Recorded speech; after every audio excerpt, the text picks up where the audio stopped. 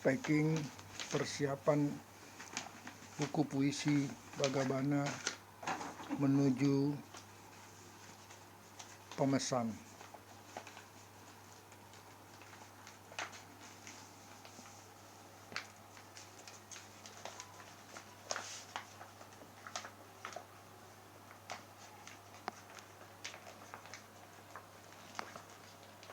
Sekarang saya mau ngobrol-ngobrol dengan Ibu Nani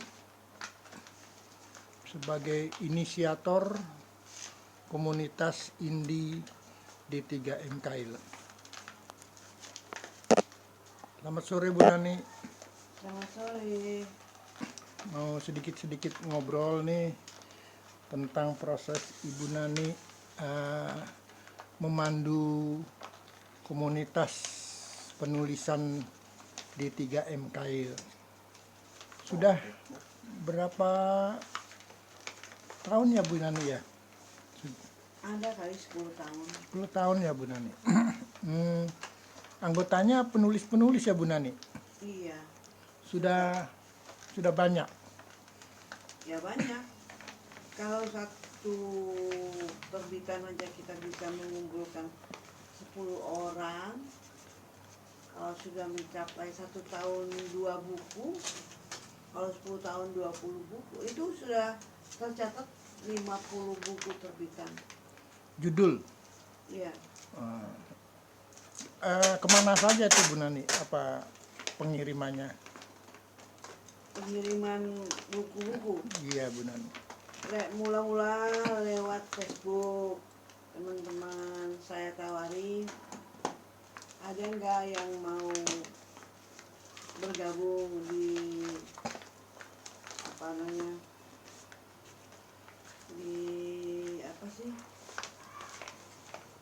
D3MKIL. kumpulan puisi, Puisi.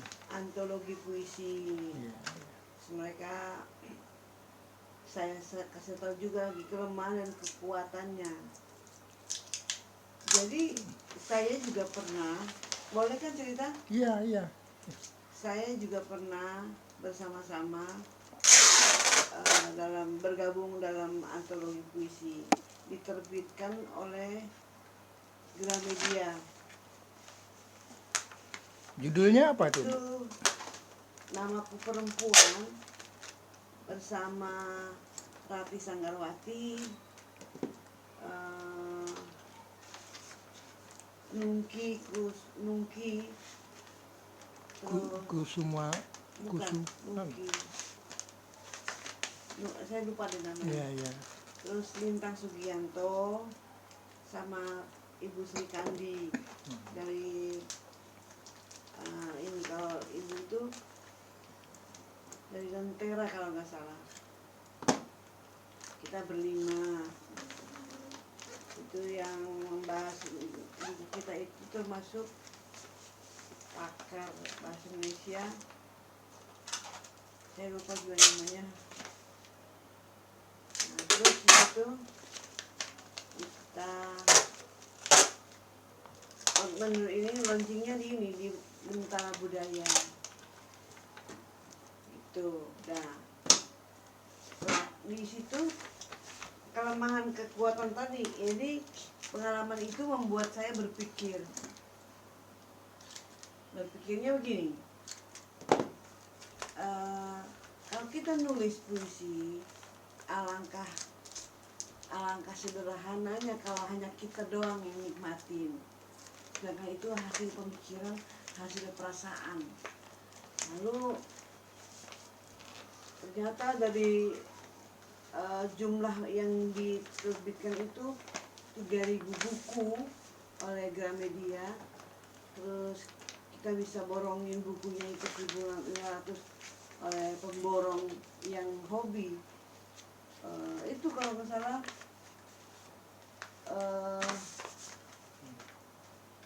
pemilik apa itu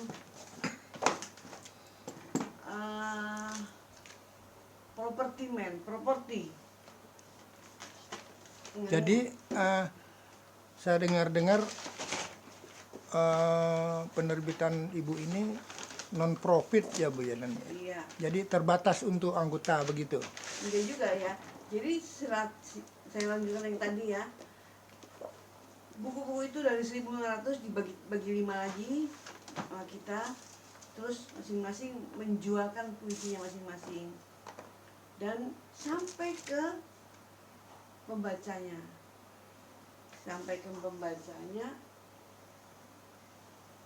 Itu yang utamanya adalah buku itu harus sampai ke pembacanya. Kalau boleh flashback sedikit kepada masa lalu Bu Nani. Dulu mudanya Ibu Nani katanya berteater. Iya, Teater punya grup sendiri ya Bu Nani iya, ya. Jadi pimpinan dan sutradaranya Bu Nani sendiri. iya. Oh begitu ya. Pemainnya juga Bu Nani sendiri. Enggak, banyak orang juga yang main. Punya anggota juga. Iya. Kalau boleh tahu namanya apa Bu Nani? Grupnya dulu. Grupnya namanya Sangkar Group. Sangkar. Nyatu dalam satu hal sangkar. Kita sampai pernah juga main di Bandung. Di mana gitu kan. Banyak Kita juga. ikut festival juga, Iya. walaupun tidak pernah menang. Banyak produksi ya Bu Nani ya. Ya banyak, terutama ingin memunculkan cerita-cerita daerah. Saya banyak mendengar keluarga Bu Nani semuanya berkesenian. Ya, Insya Allah. katanya juga saudara-saudara Bu Nani ada yang membuat grup, menjadi sutradara. Itu siapa Bu Nani? Ya abang saya. Kalau soal kesenian ya, abang saya yang paling tua itu waktu itu mahasiswa di Universitas Indonesia. Dia masuk dalam grup LISMA, lingkaran mahasiswa. Nah, dia ya dari musik-musik kemana gitu ya. Terus setelah ada festival, abang saya yang nomor 2 itu bikin grup namanya ada Gunung Sahari Selatan. Kita tinggalnya di Gunung Sahari, Jakarta Pusat. Terus dia bangun lagi di Jakarta Utara, Jakarta Barat, namanya Statement gitu. Nah yang adik saya namanya juga terkenal Ureksi Uganda. Dia pernah meraih aktor terbaik di naskah Perguluan Wisran Hadi. Nah, dia terus bikin grup juga karena abang saya tuh udah bikin grup sendiri, dia juga tempatnya jauh gitu, dia bikin juga dan menghimpun anak-anak Cengkareng. Ya salah satu adalah murid saya yang di SMA 33. Ibu Nani sekarang sudah menjadi nenek ya. Iya, Cucu berapa Bu Nani? kalau nggak salah 8 dari putra 4 orang. 4 orang, putra putri. Apanya putra-putri? Punya putri juga Bu Nani. Enggak. Putra semua ya. Empat-empatnya putra semua. Terus Bu Nani sekarang mempunyai cucu 8. Selamat sukses ya Bu Nani ya. Amin insya Allah. Eh, Saya ulang lagi yang tadi, yang ini yang paling penting Ya, bagaimana ya. kita membuat D3MK itu tadi.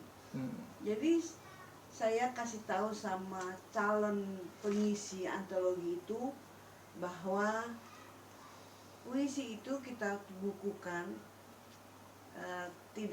kalau tidak berlembar-lembar terus terbuang, tapi dibukukan, dibacakan, dikumpulkan.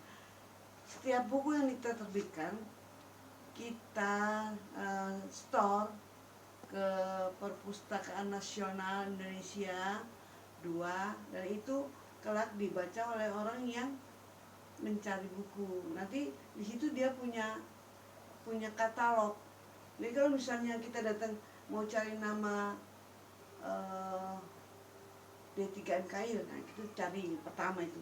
Terus apa lagi oh ini yang punya Nani Tanjung, terus oh yang dia pengisinya misalnya Ratna Dewi Bari, mereka cari namanya Ratna Dewi Bari, akan ketemu itu namanya banyak karena katalog itu bermacam-macam.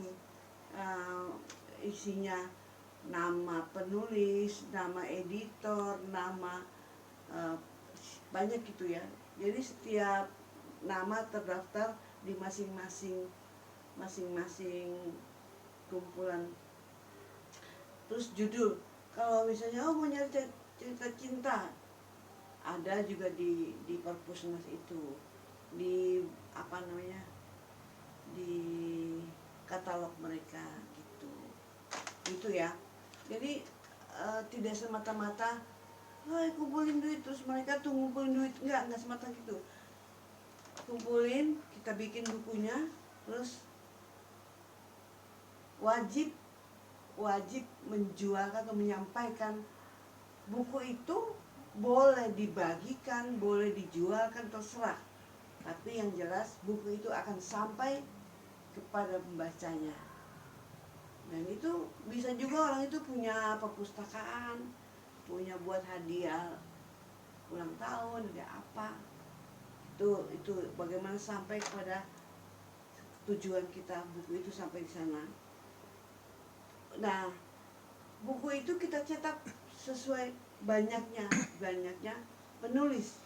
Nah, itu dibagi berapa banyak. Oh, dia nulis bukunya sekian, kita kirim segitu ke alamat dia. Nah, itulah bukan sekedar satu buku disimpan terus mereka simpan udah nggak ada, nggak dibaca oleh orang.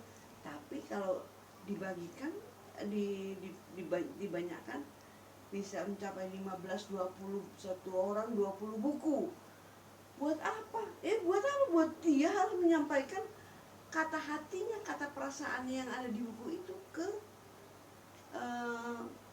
arahan kita gitu. Jadi bukan sekedar aja. Jadi kemudian gini Bu Nani, apa formula apa kira-kira yang akan disampaikan, dipesankan Bu Nani kepada generasi muda kita ini Bu Nani?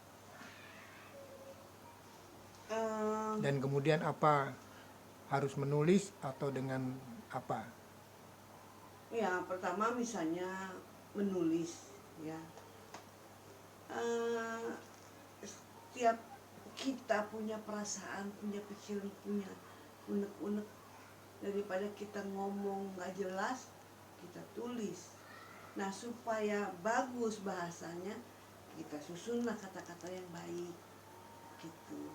Jadi di buku di literasi ini dituntut orang untuk mengeluarkan kata-kata dengan baik, dengan manis, ditulis.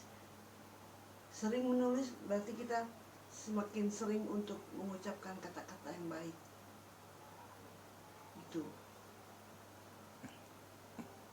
Saya kira obrolan kita cukup Bu Nani. Iya. Saudara. Oh iya, satu lagi. Kalau buku itu banyak di saya sisanya, karena kan saya nyetak kan akan berlebih.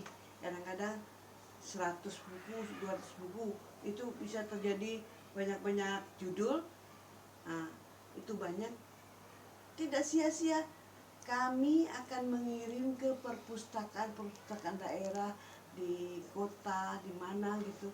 Kami sumbangkan dengan nama itunya, itu dari para penulis yang tidak menyebutkan namanya, tapi ada di dalam buku itu. Mudah-mudahan itu juga sangat berguna buat generasi berikutnya. Demikianlah wawancara saya, Sutarno SK, dengan Bu Nani Tanjung, aktivis kesenian yang kini sudah menjadi nini berusia kurang lebih 70 tahun, dengan cucu 8, putranya 4, cucunya 8. Saya kira cukup, nanti kami akan melanjutkan kembali wawancara kami ini. Bu Nani, mohon pamit. Assalamualaikum warahmatullahi wabarakatuh.